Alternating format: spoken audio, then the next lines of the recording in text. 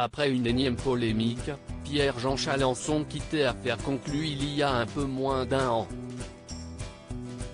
Face à Jean-Marc Morandini, l'acheteur avait confié « J'ai décidé en accord avec la production d'Affaires conclues de me retirer des enregistrements dès aujourd'hui ». Pendant de nombreux mois, Sophie Davant avait pourtant mis en garde son amie, en vain.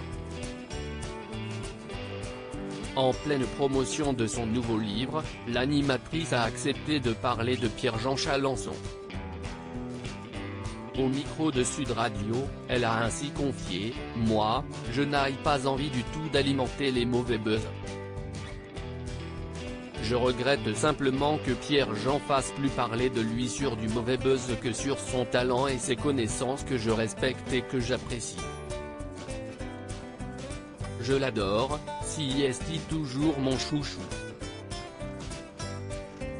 Mais il se complaît là dans un buzz qui moi ne m'intéresse pas. » Évoquant l'exposition médiatique qu'offrait Affaires conclues, Sophie Davant a expliqué « Cette émission est partie de 300 000 téléspectateurs à 6 mois après plus d'1 million et 2 ans après parfois plus de 2 millions, c'est énorme.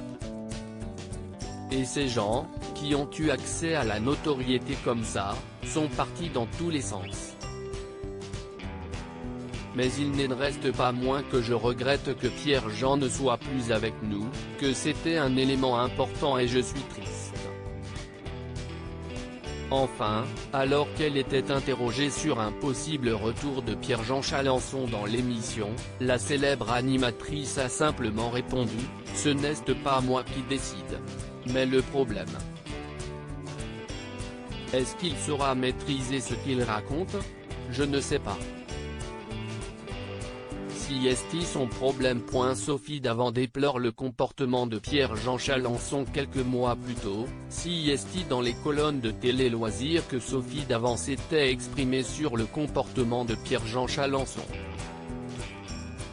À l'époque, je l'avais mis en garde, parce que c'est quelqu'un que j'aime beaucoup, Pierre-Jean. Il a un côté spontané, proche de l'enfance. Du coup, je lui disais toujours, attention, attention. Parce que lorsqu'on s'adresse à 2 millions de téléspectateurs, on a une vraie responsabilité. On ne peut pas faire et dire n'importe quoi. Eh bien, il ne m'a jamais écouté. C'est aussi simple que ça, il n'en a fait qu'à sa tête, avait-elle révélé.